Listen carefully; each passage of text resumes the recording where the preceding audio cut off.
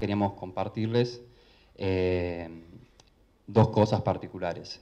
En primer lugar, haciendo un poco complemento a lo que venía hablando Maritza, de cómo nosotros hacemos dentro del laboratorio el diagnóstico de salmonelosis, ¿sí? O sea, cómo diagnosticamos nosotros salmonelas de las muestras que nos remiten al laboratorio. Va a ser una charla cortita esa parte, ¿sí? Pero la segunda parte va a ser primordialmente acerca de la detección de inmunoglobulina A en muestras de mucosa. Bueno, vamos a empezar con la primera parte, acerca del diagnóstico bacteriológico de salmonela que aplicamos. Justamente, como venía contando Marisa, la técnica gold standard es el diagnóstico bacteriológico. Por más que sea una técnica que uno dice es muy antigua y hay millones de otras técnicas diagnósticas, ¿sí? Sigue siendo el método más eficiente para determinar la presencia de salmonela. Las muestras que generalmente nos caen al laboratorio pueden llegar a ser de alimento, ¿sí? Muestras de cama, hisopados varios, traqueales, ¿sí? Cloacales, muestras de agua inclusive, que a veces se contaminan, o inclusive si se realizan necropsias o algún tipo de, quieren determinar específicamente la presencia, se realizan necropsias o de las aves muertas y se toman diferentes órganos, puede ser hígado, vasos, ¿sí? Partes del tracto gastrointestinal, etc. Todo esto entra en lo que sería la ruta diagnóstica, o sea, bacteriológica que aplicamos, que está basada en la OIE, ¿sí? La OIE ya al principio te va diciendo más o menos cómo uno tiene que ir siguiendo esto. ¡Ay! No sé qué apreté. ¿Cuál? ¿Este? Ahí está. Bien. Básicamente consta de etapas, ¿sí? La primera etapa es lo que llamamos preenriquecimiento. No todas las muestras se someten al preenriquecimiento, ¿sí? Como dice ahí, las muestras ambientales y las de alimentos son las que se someten a ese primer paso, ¿sí? Que consiste en, como estas muestras a veces, primordialmente las de alimentos, tienen escaso número, lo que hacen es como que se multipliquen para que no se alteren por el proceso de transporte o lo que fuere, ¿sí? Generalmente se utilizan aguas de peptona o caldos lactosados. La segunda etapa sería un enriquecimiento selectivo, que acá sí, ya las que pasaron por el preenriquecimiento y las que no requerían preenriquecimiento, como el agua, los hisopados o los órganos, se los coloca en estos caldos especiales, como el tetrationato o rapapor, y se los hace crecer durante 24 horas a 37 grados, o hay otros que tienen otras temperaturas.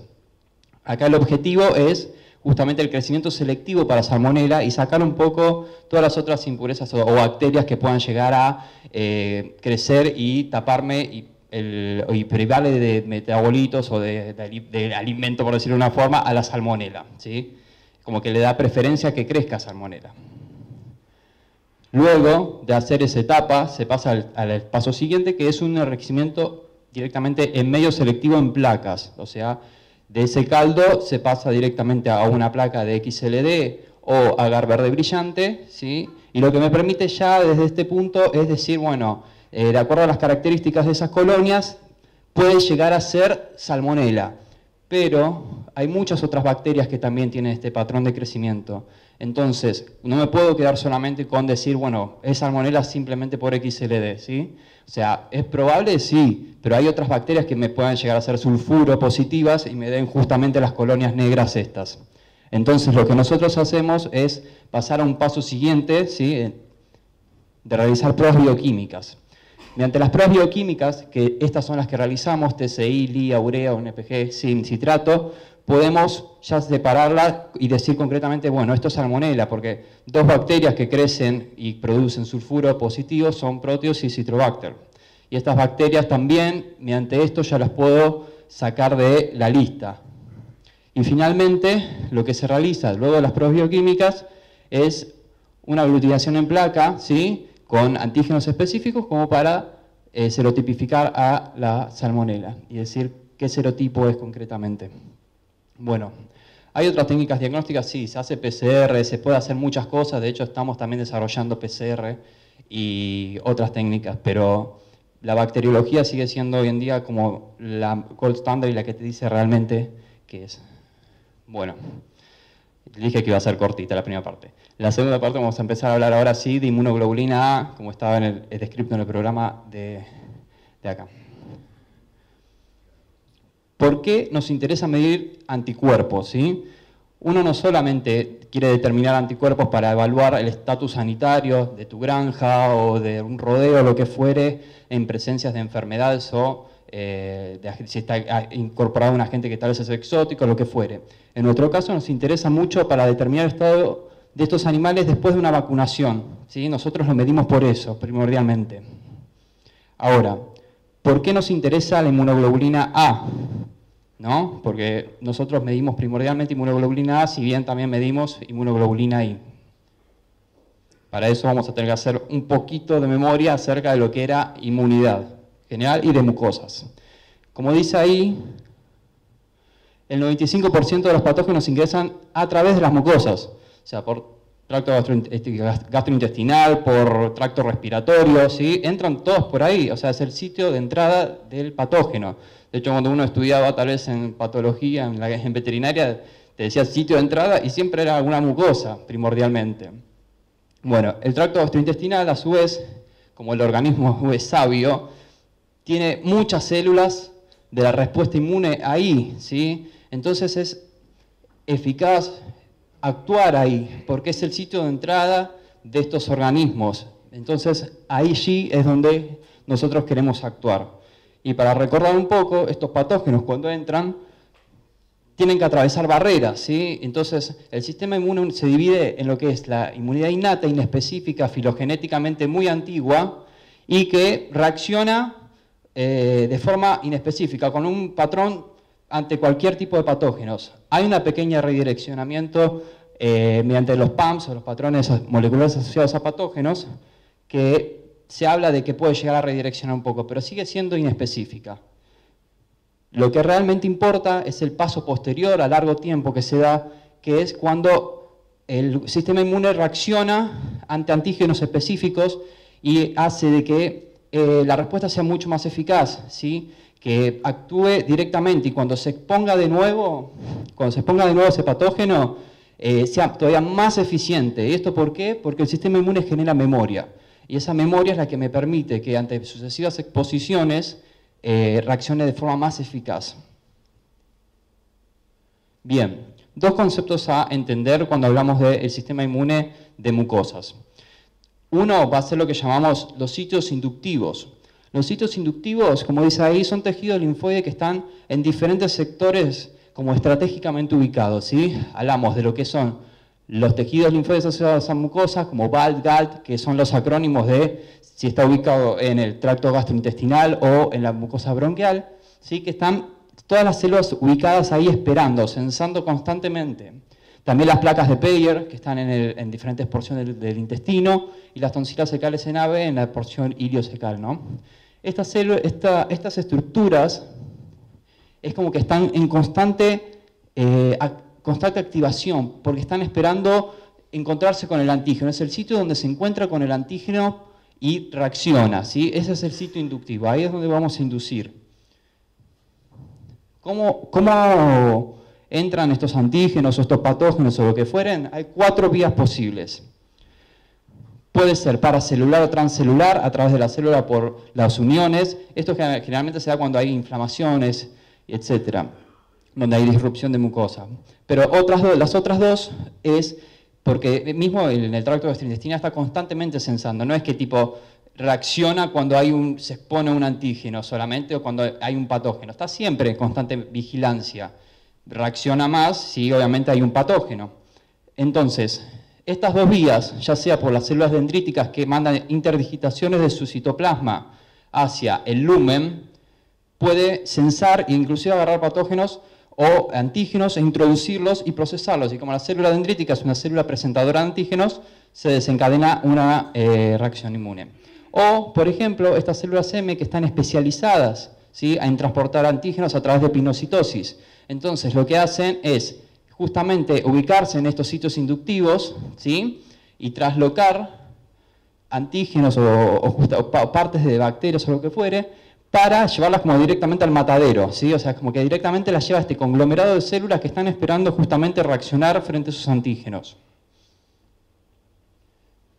Paso siguiente, el otro concepto importante a entender es lo que llamamos los sitios efectores.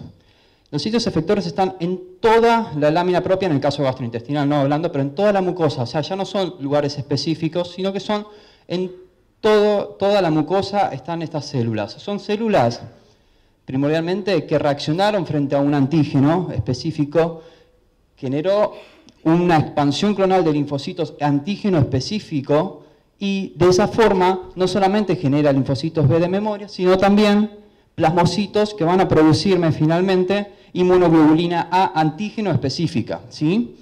Entonces, estos linfocitos lo que hacen no se quedan en estos conglomerados acá, empiezan a distribuirse por todo lo largo de la mucosa, ¿sí? Algo importante es que cuando tenemos un sitio inductor, logramos finalmente de que haya múltiples sitios efectores. ¿Esto por qué es? Porque los linfocitos tampoco se quedan solamente en la mucosa inducida. Por ejemplo, si entró por el tracto gastrointestinal, no se genera solamente inmunidad a nivel del tracto gastrointestinal, sino que estos linfocitos tienen la posibilidad de migrar, ¿sí?, por el conducto torácico a circulación general y llegar a todo el resto de mucosas. Y allí diferenciarse luego a plasmocitos y producir inmunoglobulina antígeno específica en todo el resto de las mucosas.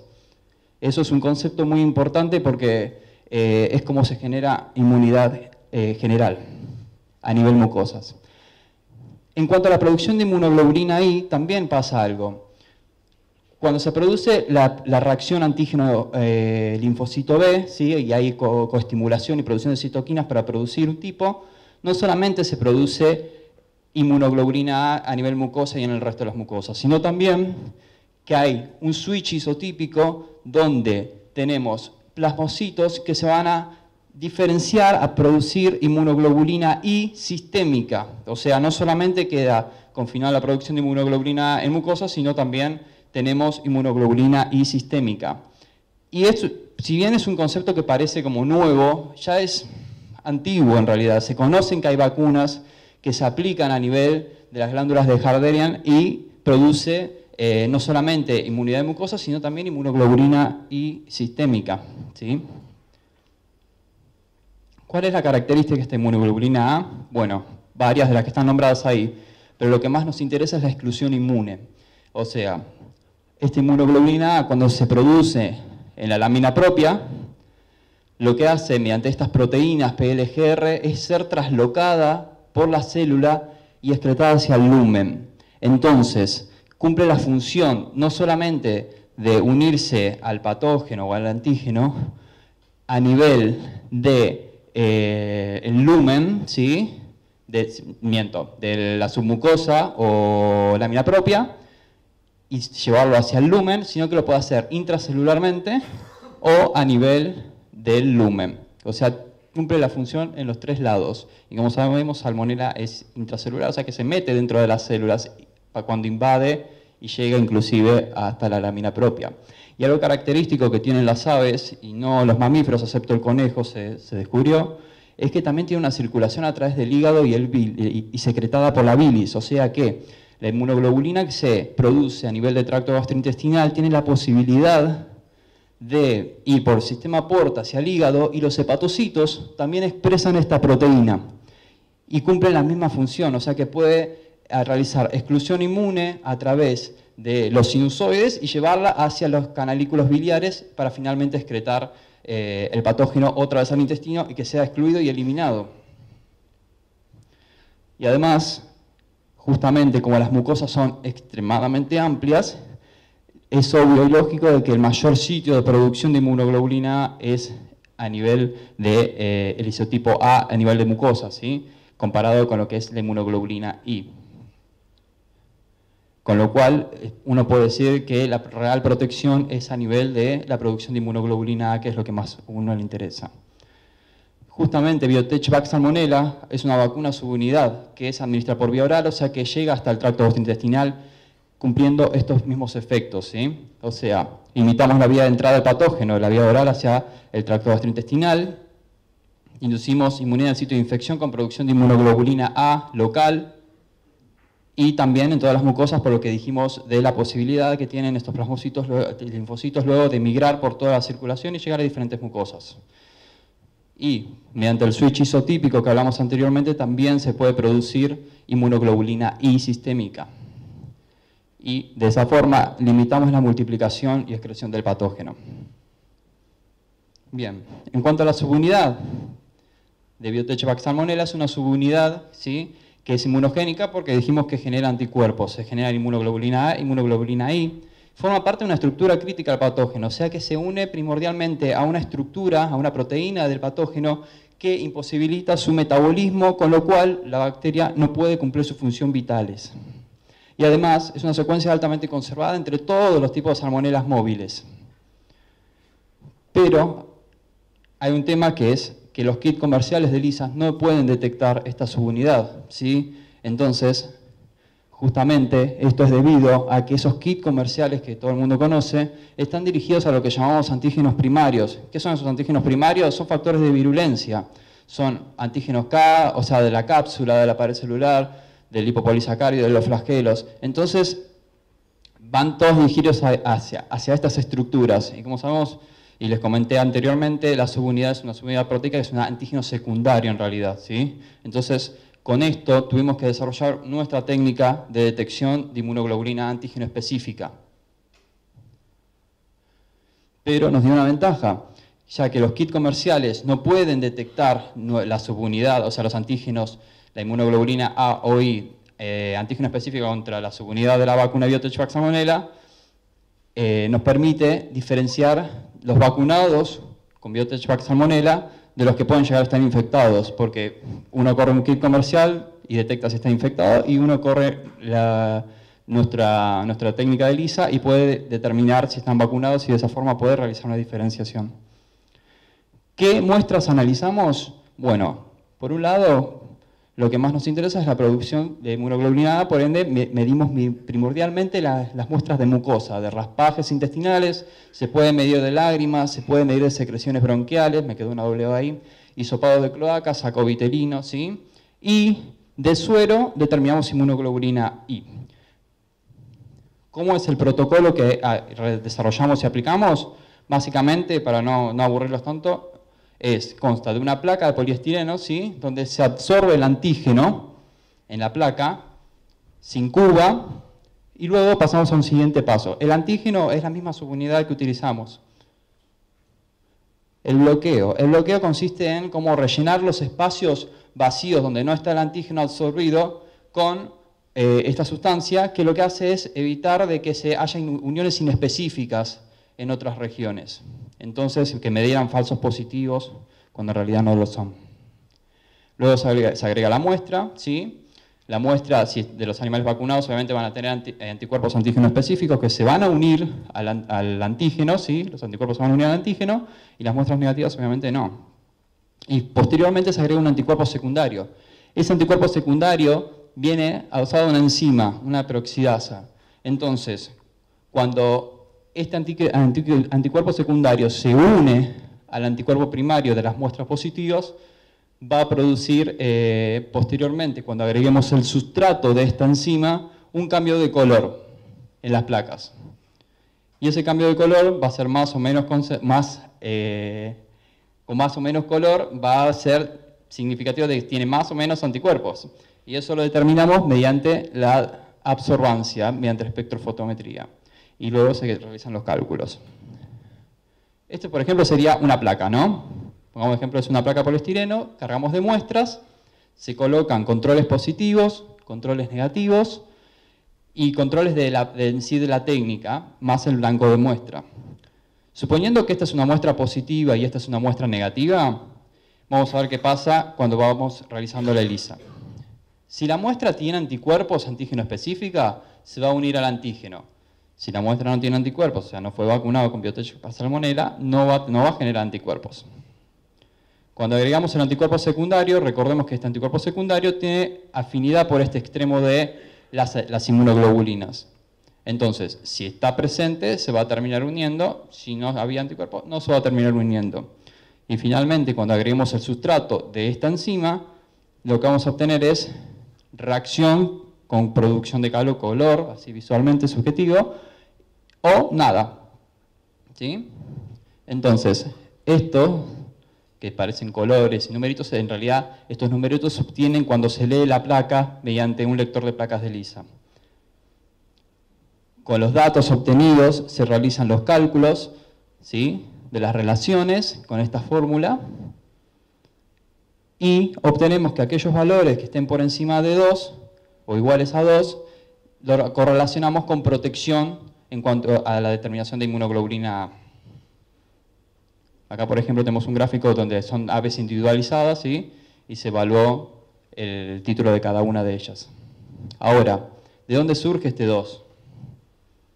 Bueno, para ello se desarrolló una prueba, ¿sí?, en el cual se evaluaban diferentes dosis de la subunidad, ¿sí?, de la vacuna, en un grupo de 50 aves grupo y las muestras por duplicado se realizó, ¿sí? Las aves fueron vacunadas al día 3 y al día 17 y fueron desafiadas al día 24 con una cepa a campo de Salmonella enteritidis con esa concentración, 1 por 10 a la 8 unidades formadoras de coloria mililitro. Durante todo este proceso se fueron tomando muestras, ¿sí?, al día 14, 21, 28, 35, y se realizó el dosaje de inmunoglobulina A. Y se seleccionó un grupo de aves y se realizó también necropsia para tomar muestras de hígado, vaso, buche y tonsila secales y hacer la ruta bacteriológica que les conté al principio. Estos son los resultados y se pudo observar, viendo en este eje que hablamos de porcentaje de muestras positivas a Salmonella y de este lado del eje la relación, o sea, del dosaje de inmunoglobulina A, evaluando las dosis de vacuna acá abajo, o sea, el control negativo, 25 nanogramos, 50, 100, 500, se vio que las muestras, que obviamente el control negativo y esta que tenía 25 nanogramos, seguían teniendo un 100%. O sea, encontrábamos Salmonella, mucha. Ya 50, estos valores disminuyeron un montón. Y cuando veíamos acá a 100 nanogramos mililitro, veíamos justamente que estaba por encima de 2 y que eran 10%. Acá esto es un fenómeno de tolerancia. Cuando se sobreexpone mucho un antígeno, a veces el cuerpo no reacciona de la misma forma. Entonces, terminamos evaluando en estas muestras de que el valor de 100 nanogramos mililitros era el óptimo, ¿sí? O sea, y se correlacionaba con valores de por encima de 2 en cuanto al título. El ELISA se tuvo que poner a punto y se basó básicamente en lo que es en el International Conference on Harmonization, y que te va enumerando diferentes estadios que tenés que cumplir, ¿no? O sea, en lo que es la precisión de la técnica, ¿sí? O sea, el grado de dispersión entre muestras. Se evaluaron muchas muestras y se intraplaca dentro de la misma placa o entre placas diferentes de ELISA, ¿sí? Y se evaluó que esa misma muestra no haya mucha variabilidad, que no haya variabilidad, y se evaluaron diferentes operadores y todo para evaluar justamente que los resultados se repetían, que eran iguales, ¿sí?, en esas mismas muestras evaluadas. La linealidad, o sea, esa relación entre lo que es la absorbancia y la concentración, entre qué rango yo puedo decir que ese valor es concreto y real. La especificidad es justamente evaluar de que no haya falsos positivos, y esto se evaluó también en muchísimas muestras. La robustez del método es aplicarle diferentes modificaciones, ¿sí?, que puedan llegar a alterarme la técnica diagnóstica. O sea, por ejemplo, no sé, cambios de temperaturas en los antígenos, cosas así. Entonces uno evalúa si hay variaciones en los títulos de esas muestras evaluadas o no. Y finalmente la estabilidad, cómo durante todo este tiempo las muestras que tal vez fueron analizadas hace mucho tiempo atrás siguen dando ese mismo valor, o sea, no es que se modificó. Bueno, acá está más o menos todos los elementos que utilizamos para realizar el ELISA. Y eso es todo, más o menos, para contarles para ustedes. Así que, bueno, muchas gracias.